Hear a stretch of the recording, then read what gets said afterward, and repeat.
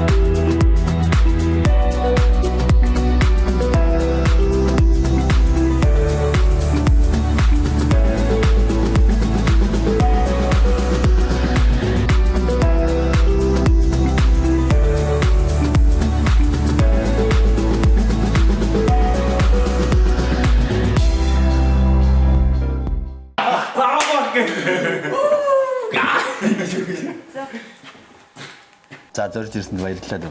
Бид нар одоо өвөл нөгөө дадлага хийгээд Японд байж байгаад сая ирээд одоо 14 хоногийн өмнөөс ажиллаа эхлэв.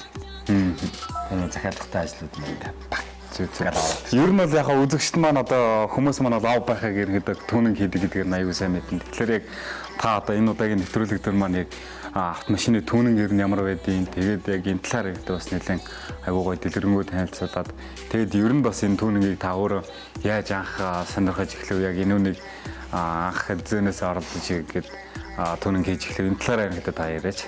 Ер нь түүнэн гэхээр одоо зүгээр энгийн нөө засвар хийх гэдгээс ерөнхийдөө шал өөр зүйл байдаг. Тэгээд түүнэн гингүүл хүмүүс чинь гадна талын ингээл нэг янз янзаар боддог будаад ч юм уу наагаат ч юм уу тий. Тэгээл түүнэнгээ боддог байхгүй. Гэтэл түүнэн гэдэг маань бүр дотроо маш олон хэлбэр төрлөөстэй тий.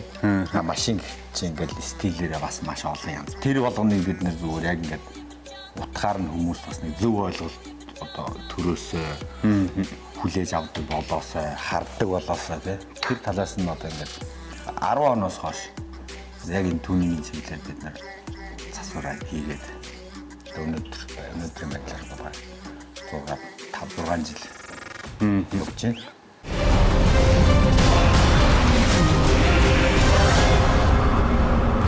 Анх ерөнхийдөө яг та одоо машин техникийн энэ засварыг ерөнхийдөө хэдэн оноос эхлэв?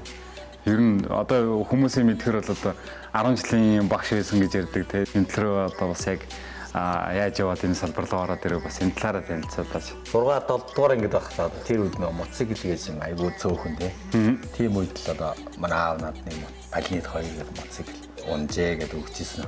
Тэгээд тэндээс эхлээл техникийн сэтэл энийг яагаад ингэ хөдлөөд идэх юм бол юу нингээр энэ зогсчдг юм бол гэдэг ингээд нөгөө мотоцикл чинь ингээ баан дотор бензин хийж байгаа л бүгдийн задал тусрын хийж угаачаад тэгээд буцаагаад угсраад аслаа хөдлөлөө кайф авдаг тийм жоох хөвгт байсан байхгүй. Тэгж явсаар байгаа тэгээд багшин дээд нөгөө зураг хөдлөмгийн юунд ороод тэгээ багшин зураг шугам зураг дизайны багш нарт одоо 84 дуус сургуульд ажилладаг байсан. Тэр үеэс эхлээд нөгөө шавнартайгаа одоо олимпиадад байдаг шүү дээ. Тий. Техник технологи олимпиадад нөгөө шавнараа автын чиглэлээр шугам зургийн чиглэлээр бэлддэг байхгүй. Тэгээд тиймэрхүү юмнасаа болоод ер нь ингээл авто руу ингээл баг багаар хазаагаал 11-2 жил багшилж байгаа. Нөгөө Японы Йокогамагийн олон үндэсний их сургуулийн дизайн ангид 2 жил явах шанс байсан. Би бас. Тэгээд тэнд очиод тэнд эндээс явахдаа харин нөгөө шавнартайгаа ярьдаг байсан л да. Монголд энэ түүнинг гэдгийг хэдүүлээ нээгээд ингээ багштайгаа хамтраад бөөнөрөө хийнэ гэл. 2000 он билүү 2001 онд Honda Civic гэдэг хоёр хаалгатай тийм копи цагааны машин гашаан дотроо шавнартайгаа будаал янзлал. Тэрхүү үедээ л дажгүй юм хийж л байсан байх. Одоо зургийг харахаар ингээ ийм. Тэгэл Японд байж хугацаанд эндээс явахдаа угаасаа энэ чиглэлээр юм хийнэ гэдэг төлөвлөсөн байсан учраас очоод яг энэ түүнинг хийдэг нэлээд сайн компаниудыг өөрийнхөө нөгөө сургууль гэр хоёрын хооронд ч юм уу нэг холдохгүй газар судлаад ингээ хайж агаад тэгээд яг өөрийнхөө хүссэн тийм газар ажилд орч чадсан байхгүй. Тэгэл өнөөдрийг хүртэл одоо тэр компанид ажиллаад шинэ боди загвар тэгэл интерьерийн загвар энэ бүгдийг дандаа хийж өгдөг байхгүй. Дизайнер гэсэн нэртэй учраас. За энэ машин дээр энийг ингээ хийвэл яах вэ? Тэр хугацаанд ямар хуу болох вэ? Яах вэ? Бүх юм ярилцал. Тэгэл бид нар тэрэн дээр нь дүгнэлт хийгээл за яг энэ деталыг бол энэ машин дээр ямар ч хийх боломжгүй. Энийг жоох ингээ өөрчилчих тэрийн тэгчийгээл тэгэл ярилцал амжилттай болоо шийдэж чадах юм бол тэгээд хийж өгдөг байхгүй.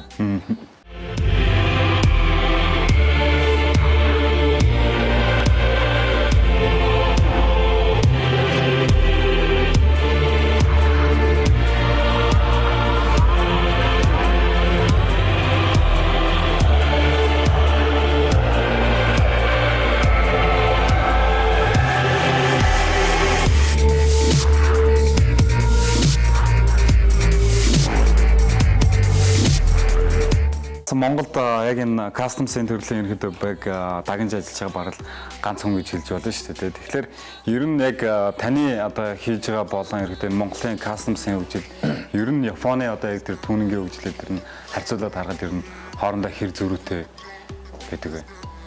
Одоо яг бидний хувьд бол бид нар ч одоо яг Японд, Оросд тэр бүгдэнд ингээ шоунд дээр нь өөрсдөө машина бэлдээд оролцоод ингээд яваад байдаг учраас өөрсдөө хэмжээг бол бид нар яг л нөгөө нэг дэлхийн одоо нөгөө тюнинг хийдэг, кастом хийдэг газруудын жишгтэй бол бид нар өөрсдөө дүүцүүлж боддог байхгүй. 16 оны гэж явна. 16 оны одоо Токио авц салон гэл тэрэнд бид нар жил болгол очдог байхгүй. Энэ жил очиод харахад бидний хийж байгаа юм тэнд яг л ингээл байцаараа байцдаг байхгүй. Яг тэнд хийсэн нэг Монголдо бид нар хийчээд Оросд очсонгууд Оросд бол биднийг хараад гайхдаг байхгүй. Тэгэхээр яг манай төвшөнтэй Монголын төвшин одоо зүгээр яг Япон, Америк ч юм уу тэр бүр ингээд бүгдийг зохиодог хүмүүс байхгүй. Тэдний хэмжээнд очиход бол бид нарт ганцхан нөгөө зохиох гэдэг юм л хэцүү.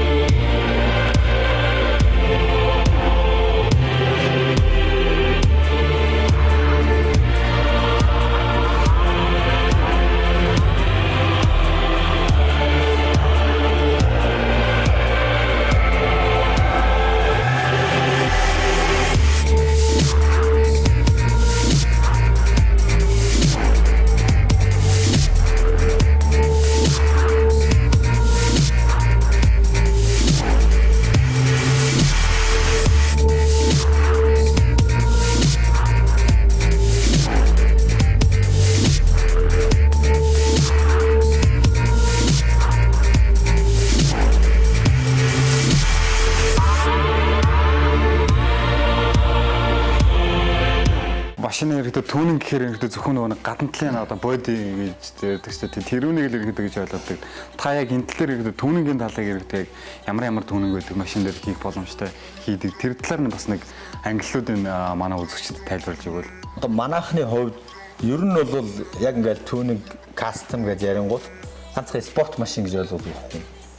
Тэр үеийн одоо ингээ багаар арилсаар байгаа. Одоо нодлон 2 жилийн өмнөөс л одоо ерөнхийд нь жоохон гадарлаад хүн болгон өөрсдийнхөө одоо вагон стилийн машин шиг юм уу те VIP стилийн ч юм уу. Стил болгон дээр өөрсдөө ингээ сонирхоод ойлгоод эхэлж байгаа байхгүй.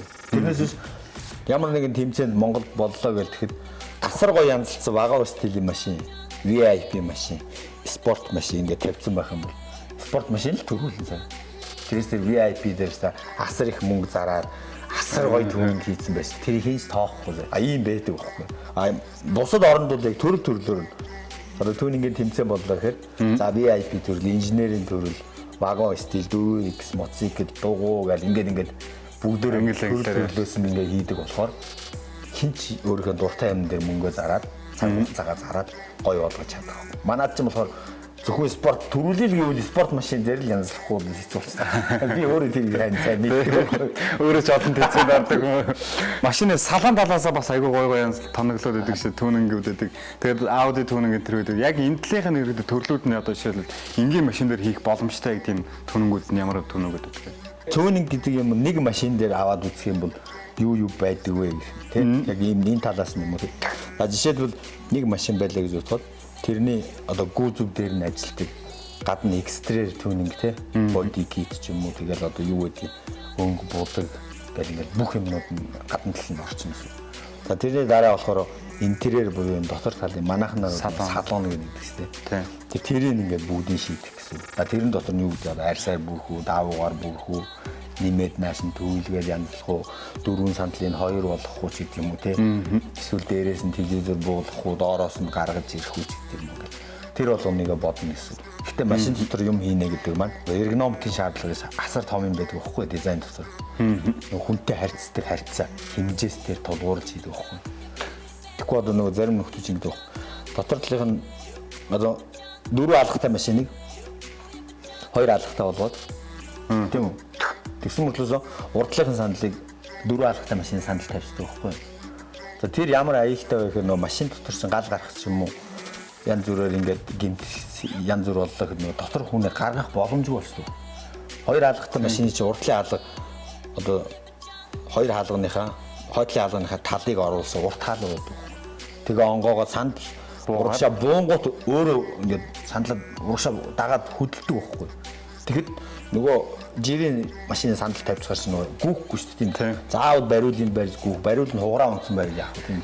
Энэ мэдчлэн юмнуудыг ингээ хийчээд түүнинг хийдэг гэсэн тийм ярьдаг ч юм уу те хийдэг хүмүүс зөндөө байгаа. Тэгэхээр тэр эргономик гэдэг юмыг энэ дотор интерьер дээр хамгийн сайн бодож явах хэрэгтэй. Тооцоолж хийх хэрэгтэй. За тэгээ дараагийнх нь болохоор Audi видео те хөгжим дууралт тийм дүрс ч юм уу тэрийг оруулна. Тэр нь болохоор нөгөө нэг гоё сонсгол кап авах тийм. Тэрнээс гадагшаага ингээл баа гэдэг нэг амар нэг дууржлал болоо гэдэг тийм биш байхгүй. Сонсголонтой ингээд чанга тавьсан ч гэсэндээ хүн ядархааргүй нээхгүй сонсголонтой. Тэр талаас нь бодож шийдвэл. За дараагийнх нь гэрэлтүүлэг гэдэг. Тэр нь болохоор дотор гэрэлтүүлэг, гадар гэрэлтүүлэг. Тэгэл өөр юу байна? Юу ажиж болох вэ? Тэр бүх гэрэлтүүлэг байна. За энэ мэдсэн тэгэл доогуур дээгүүр хөл гарных нь асуудал тий. За тэгэл моторынх нь, инженерийнх нь асуудал, электроникийнх нь гэл ингээл түүнийг гэлтгэхэрсэн юм мангар олон юм байдаг. За тэгээд нэг төрлөөр одоо жишээ нь инженерийн төрлөөр одоо ингээд Оросд ч юм уу, Японд ч юм уу ингээл авчил тавил да. Ганцхан мотор юм янзлчаад авчил тавьчих юм бол юу ч болохгүй. Шууд оноо байхгүй. Шүү тасаг. Тэгэхээр инженерийн төрлөөр орлоо гэж бодлоо гэхэд мотор бүх юм хийцэн байх хэрэгтэй. Дээрээс нь гадна үзмж интерьер гэл ингээл яг л нөгөө ярьсан бүх үзүүлэлтүүдийг хийж дуусгаж иж бүх юмд нь гар хүрсэн байж ижил тэр машин түүнинг болж дээшээ наавч төрүүлэх хэрэгтэй байхгүй.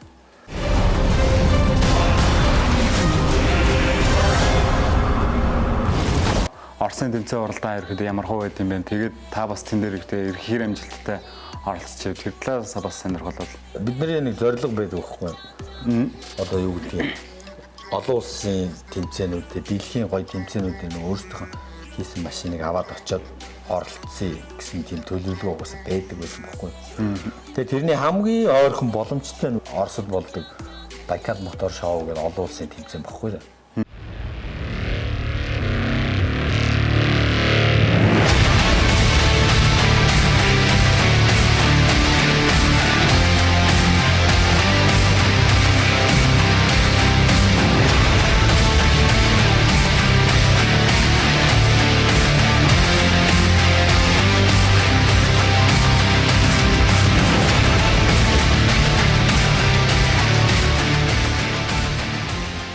Тэр тэмцээнд одоо 12 онд гэлөө хэд онд Монголоос бас нэг 2-3 машин орж ирсэн л доо. Тэгээд бид нар 1 жил өнжөөд дараа нь очсон. Оролцсон. Тэгээд анх очиход бол бас тэгээд нэг л хүлээж авахтай айгүй дуурамчхан тий. Монгол хэр жоохон юм доо буураа хөгжилтэй. Өмнө нь нэг ивент итгэгчдийн шагнал гээд нэг диплом өгсөн байлээ л дээ. Тэрийг одоо биднэрт нөгөө нэг шагнал гардуулж явахдаа нөгөө гран приг нь авч яхад яг тэр тухай ярьж байгаа байхгүй. Монголчууд ингээд найз нөхөд инээ тэрэ тий холоос зориод ирсэн анх оролцож байгаа гээд бид нэр ингээд ивент итгэгчийн шагнал олгосон чинь интернетээр ингээд яагаад ийм шагналыг эдгэрт өгч байгаа юм. Энэ шагнал гэсэн үн цэнэг болцлоо гэх ингээд баахан асуудал болсон гэж байгаа байхгүй. Тэгэнгүүтээ энэ жил одоо үнэхээр монголчууд маань бид нарыг гайхшрууллаа. Тэгээд энэ стайлинг гэдэг хамгийн хэцүү төрөл байхгүй юу? Олон машин оролцдог те хүн болгон ингээд тэрэн төрүүлэхийг мөрөөддөг хичээдэг орсууд. Тэгээд тэр төрөлд нь бид нар ороод төрүүлсэн байхгүй гран приг нь авсан. Тэгэхээр тийм хэлжсэн байхгүй. Тэгээд одоо бид нар ингээд тэмцээнд нь орох гол зурга ягаад бүртгүүлээд тавьчихгууд орсууд бид нэр одоо жишээ нь Монгол гэх юм бол намайг лайктаач гэдэг ингээд гуйсаар байгаа лайк ингээд амар өндөр болоод нэг том шагнал авчнаа та. Тэгэхэд одоо бид нэр Орос руу бид нэр оролцоод өөрсдөө зургуудыг ингээд интернетэд нь тавьдаг байхгүй нөгөө шоуных нь. Тэгэнгүүт анх оролцож байхад бидний 30 эдхэн лайктай зөө. Тэгээд бидний хинч мэдэхгүй шүү дээ. Тэгээ 30 эдхэн лайктай байдаг гэсэн чинь хойноосоо 5-д орж ирсэн бохгүй юу зүгээр яг тэр лайкаар нөгөө нэг тэмцээнд нь 50000 өрөвлийн ширээ 50000 өрөвлийн шагналтай тийм тэмцээн багхгүй дээ. Тэрэнд нь бид нар хойноосоо 5-д орсон анхны жил.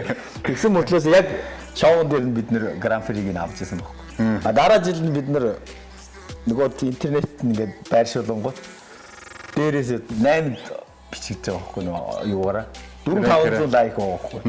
Тэгэхэд чинь би өөрөө гайхаад байгаа байхгүй. Оросууд намайг одоо манай обо кастомсыг оросууд бас мэдсэн байна, хардсан байна гэсэн үг байхгүй. Тэгээ оросоос ч гэсэн тодорхой хэмжээгээр ямаа бурдуулах шиг юм уу ингээд тэгээ оросууд ирээд сар болоод тэгээд энд юмнууд хийгээд манай гараж дээр ингээд яагаад ч гэсэн тийм саналууд бас ирээд ирэх байхгүй.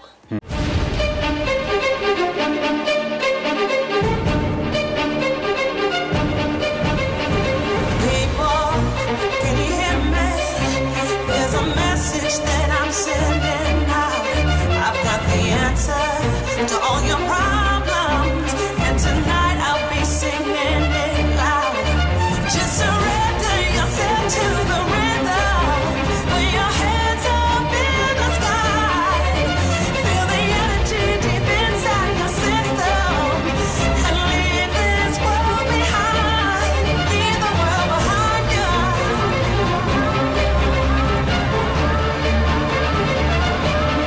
Leave the world behind you.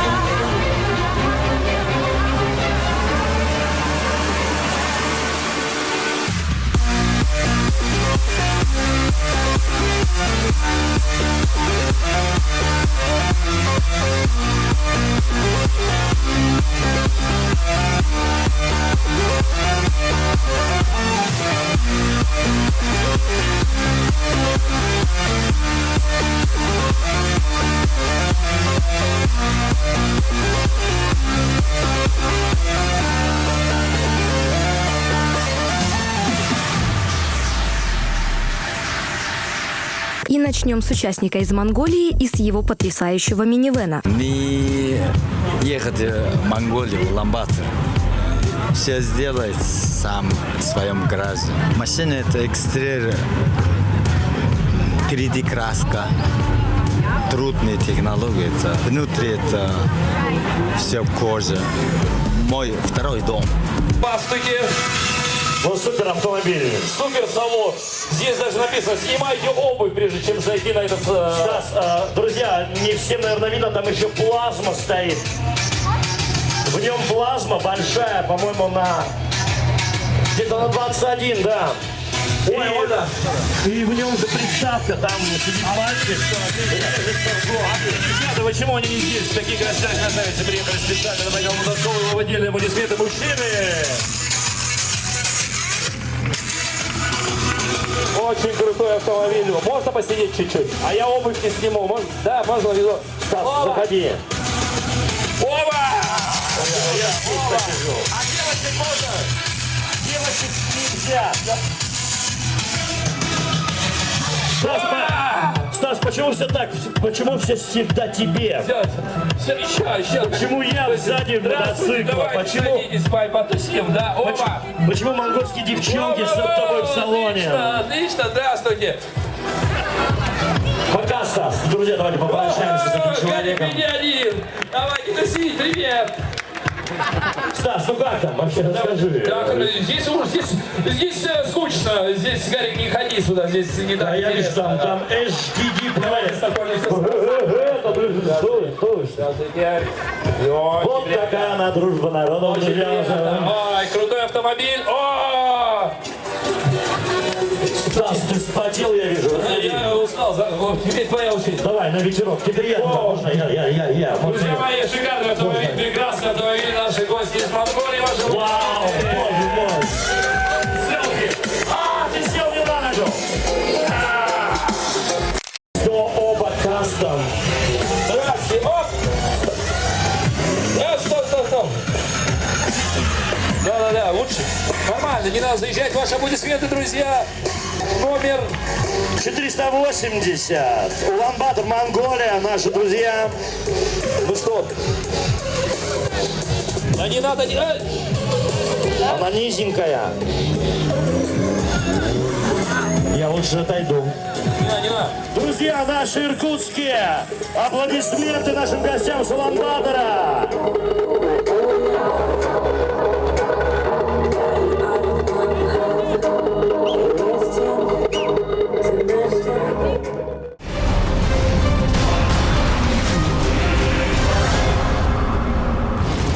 За тэгээд бид нар бас яг Абахаа ажил дээр ингээд гараж дээр нэрсэн яг одоо энэ түүнийг хийж байгаа бас машин техник янзж байгаа машин техниктэй нэгэд танилцаа байж байна. Тэгээд жишээлбэл одоо яг энэ ард бидний ард байгаа энэ 200 дээр та бас яг ямархуу нэмэлт тоноглол юмнуудыг хийж байна.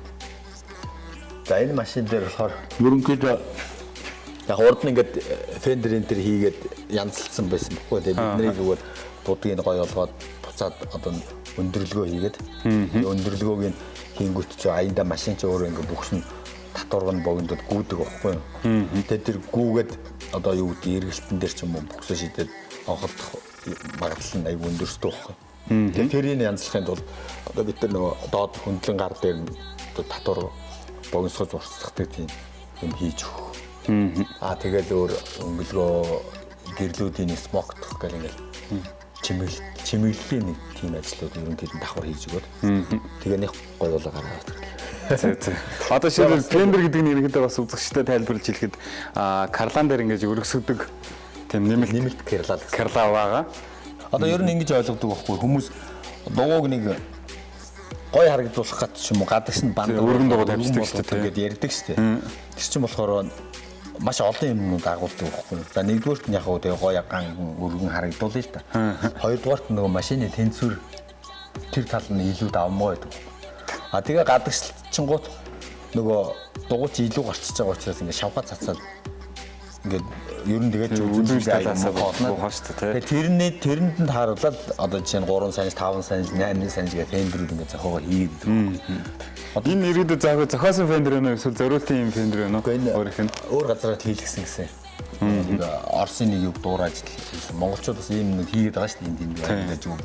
Ясамлагаар ерөнхийдөө хийгээд анх нийлээс үе бодоход энэ дэндүү гараашууд түүнийг хийдэг болсон ба шүү дээ.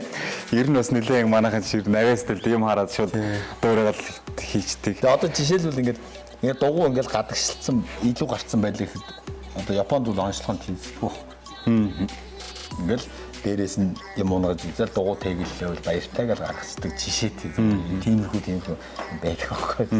Одоо танд бас яг энэ интерьер талаасаа, салон талаасаа ерөнхийдөө янзсан машин техник одоо яг энэ гараж дээр ч юм байна уу? Тэрнийг нь сонирхол. 2-3 машин байгаа. Тэрнийг нь сонирхоод өгөл. Үзэгчтэй бас тэр талаас нь сонирн байх бах тий.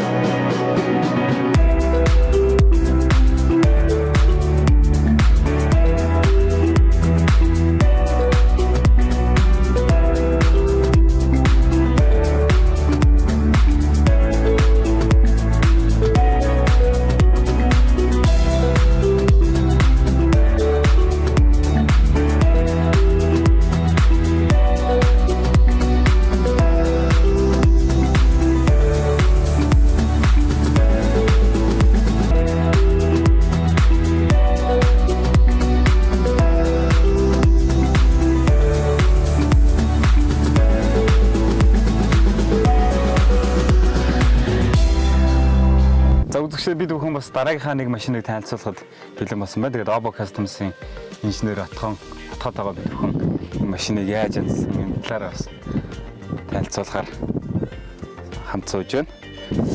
За энэ машин минь Toyota Prius гэдэг машин байгаа. Бидний сайн мэдэх машин. Тий, ард түмний хэрэглээ гэдэг байна шүү дээ. Энэ яг бидний өөрсдийн хэрэглээний машин учраас бид нар юм хийж туршихтаа өөрсдийнхээ машин дээр ихэж хийж туршдаг байхгүй. Энэ машин маань одоо 3 жилийн өмнө авч ирсэн машин. Аваад одоо энэ салоны гадна талын бүх юмыг хийсэн байгаа. Тэр нь нэг бодлын одоо гоёл чимэл гангарааны зүйл боловч бидний хувьд бол тестээр явж байгаа гэсэн тийм юу байхгүй. Одоо энэ дотор талын салоны хэсэг дээр гэтэл эдний бүгдөө ингэж хар гялгаар хар шар болгосон панелуудыг ба. Энэ болохоор ямар учраас ингэсэн бэ гэхээр давхар бас одоо энэ чинь шиллээр байнга нар орж байгаа. Салоны өмнө чи хагарч язрах юм байдаг те. Тэр болгоныг туршиж үзэх үднээс ингээ 3 жилийн өмнө эдний хийсэн. Тий. Тэгэхээр бол одоо юу нь ямар ч өөрчлөлт байхгүй яг л хിവэрэ байна. А энэ болонгууд ямар бодог гэнэ энэ шаргална? Энэ Candy гэдэг тусгай нэг цаанаас нефт гэрэлтдэг ч юм уу те. Нэг позорддаг маягийн сүм бодог юм биш үү те. Тий, тэгээд давхараас эмэгтэй хүн ундаг учраас нэг жоохон юм гоё ганган чиглэлээр энэ өрүүлний одоо энэ барак гэхэд жишээлбэл энэ бүрээсийг нь та нар өөрсдөө бүгдийг нь ойсон юм байна уу? энийг бол яг зүгээр хөдөлж аваад хийсэн. Энэ сандлын бүрээс энэ бүгдөө ингэ энэчнээ хийсэн байгаа. Бас ингээ 3 жил болоод энэ арьс марьс нь яах нь их нь бас л тест маяг л гэсэн үг. Тийм. Тэгэхэд бол иргэд энүүнийг бол бас Монголд одоо яг өөрсдөө хийсэн гэхэд бол бас яг л зориултын зовоодны арьс шиг л. Тийм энэ тэнд манай ихнэр ундаг л да нэг. Засвар мастер тосмосоо солиулдаг ч юм уу нэг тиймэрхүү газар мазар очиад яхаар энийг цаанаас ингэж орж ирсэн юм уу гэдэг хүмүүс зөндөө сонирхдаг юм байлаа. Тэгээ бас дээвэр мөврийн нэг бүтэн янзлах байсан. Тэгээд өөрсдөө бас амжихгүй л тэгээд яваад. Ер нь бол яг машины бас салааны бол иргэд зүгээр ингээд энгийн стандартаас нь бас өөр болгож болдог гэдгийг бол иргэд та хэд бас нэлээд тод шигээр бол харуулж байгаа байна тийм. Зөндөө машин дээр хийсэн байгаа. Энэ маань яг бидний өөрсдийн хэрэглээний машин учраас иргэд бас бүгдөө ингэ тестлсэн маягаар хийсэн байна. Тэгээд дараад нь ямар ч асуудалгүй үед хүний машин дээр хийж байгаа гэсэн үг байна. Тэгвэл хүний машин дээр анх ингээд тест хийгээд ч юм уу янз бүрийн асуудал мэдээж гарна шүү дээ. Тэгэх юм бол болохгүй. Тэгээ нөгөө хариуцлага татаасаадсан бас иргэд болох байх тий. Тийм ээ. Тэгээ энэ машин маань өөрөө ингээд дотор талын салоны бүгдөө ингэ өөрчилсөн байгаа. Цаанаас нэг сонир бардцаар материал байдаг шүү дээ. Тэрийг нь бүгдөө ингэ боловсруулаад ингэ хялтгаар харуулгаад бидний энэ Candy шаруулгаад тэгээд машиных нь гадна талтай бас авцалдуулах үүднээс гадна талд нь хэсэг газруудын талуудыг шаруулж обуудыг нь 17-тай дугуй тавиад обууд тавиад моторын дангийг нь бас юм шаргалаар хэсэг газруудыг нь мэдээж анзаарсан байгаа. Зөв. За баярлаа. За баярлалаа.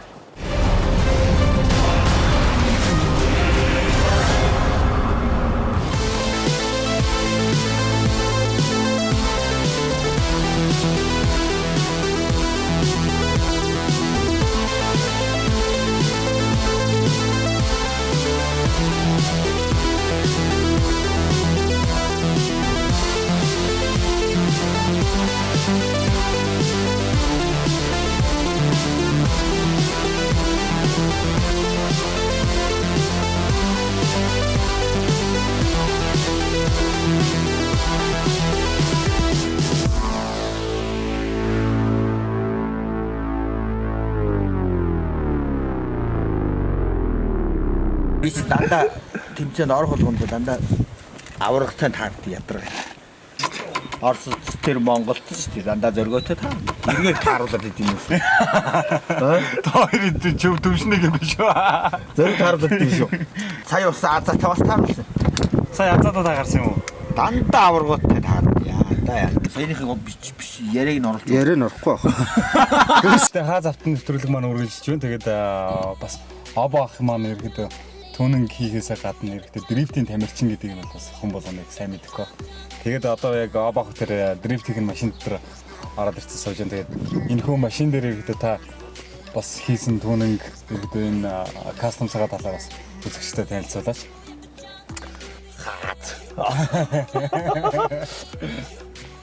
За ер нь яг тэ өөрөө би чинь тэгээ бас нэг жоохон давхих дуртай. Хаяа нэг хааз гэх дуртай л тийм. Аль болох илүү хүч гаргаж илүү давхиж үзье гэж боддог мөрөөдөлтэй. Тэгээд энэ дрифт гэдэг юм спортоор ч бас нэлээд дээрээс жигмэн мэдж байгаа тийм. Анхдагчдтай л тэгэл бүгдээ анх эхлээл үздэг байсан. Тэгээд энэ машин чинь 8 онд аваад 9 онд нэг алдчихад буцаад авчирсан шүү дээ. Тэгээ 9 онд Монголд анх орж ирсэн. Яг тэр үедээ бол бас л яг тухайн үедээ тий. Тэр он цагтаа бол бас хамгийн Гялгар винүүдийн хамгийн гоё хамгийн их төнинг хийцэн тийм машинуудтай л орж ирсэн. Одоо ч тэр хэвээр л дээ. Би л өөрөө дадлага хийхгүй хичээлэх байгаа болохоор тэгээд гурилдаад гэдэг болохоос. 7 хоног сайхан бэлдээд авч алч. За багийнхаа өрөөлийг тавьж иглээ тэгээд авраг болгоод хурд миний хурд багтаад байгаа хгүй. Энэ арай том байгаа. Одоо энэ яг таа. Энд яалч барай жижиг хөрөл юм аа нэрэ. Гармаар тулаад ирээ. Ууганаад өгнө. Тэчилж байгаа бидний ясаа сайн байна. Тэгээд одоо шилбэл та энэ нэрхтэ машин дээр яг юунууд хийв бас энэ талаараа яг танилцуулбал. Спорт машин гэдэг ярингууд спорт гэдэг чинь дотроо маш олон төрөл байгаа шүү дээ. Тэгээд тэр болгонд нь тааруулж нөгөө янзалдаг учраас дрифт машин утгаар нь бас нэг болох хичээгээд нэлээд түмэн хийсэн. Бид хүмүүс мэдчихлээ байгаа тийм. Монгол манайхан сүүлийн үед яг дрифт утгаар машин сайн хийдэг болж байгаа шүү дээ. Дэлхийн жишгт хүрэхээр инженерийн машинууд хийдэг болж байгаа. Тийм. Энэ чинь дэвшил баггүй. Тэгээ бид нар чи энэ машины чинь нөгөө бас нэг Монгол улсаа төлөөлөөд Оросны холбооны улс бас нэг шоунд наавж инженерийн төлөвлөлөөр өөрсдөө бэлдэж авчихсан 2 жил болсон. Эхний жил дээр бид нар нөгөө инженерийн төлөвлөлөөр бас дуурайнд орсон. Дараагийнх жил болохоор 5 дугаар байна. Тиймэрхүү амжилттай тэгээд тэмцээн болохоор тэгэл зөвхөн агрегат ч юм уу явганд ч юм уу тэр талаас нь биш бүх юм янзтай болохоор интерьерийн шийдсэн гэрэлтүүлийн шийдсэн гадна боди гадна талынхын бүх юм тэгэл хулгаар тэгэл мотор талынхын юм бензин тэгэл юу гэдэг тэр спорт машин хэрэгтэй гэсэн бүх төрлийн хийсэн. Одоо ирээд нэг үзэгчд маань бол ойлгохдоо дрифтийн машин хэрэг нэг хамаг юмнуудын салгаа хийцэн бүдүүн эндэнтэй машин байдаг гэж ойлгодог. Тэгэхэд энэ машиныг бол та бол бас яг стандартаар нь мөртлөө яг айгуу гоё ингээд бүгднгийн бүрээд ер нь юмнуудын бас салиад янзлцсан байна л да. Яаж хийж болно л доо. Тэр өөрсдөө сонирхлын асуудал болохоор бүр хоосон болгоод яг төмөр каркас болгоод ингээд хэрэгжилж байгаа хүмүүс зөндөл байна. Тий. Би болохоор яг хаяа нэг давхмаар санагддаг. Тэгэл янз бүрийн тэмцээн уралдаанд орохоор чинь тэгэл тэр талаас нь бас боддог байхгүй нөө Монголд төлөвлөлөө түүний талаас тэмцээнд ордог болохоор тэрийг бас давхар бодоод байд. Одоо бол тэгэл яг дрифт машин болгоно юм болгоно шүү дээ.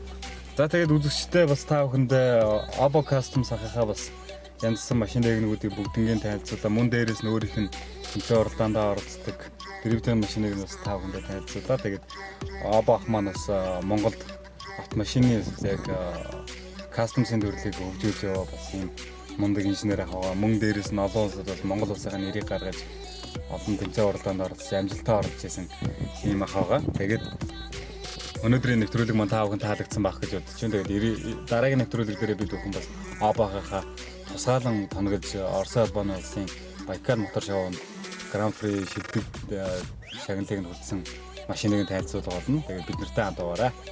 За баярлалаа залуусаа хичээгээрэй.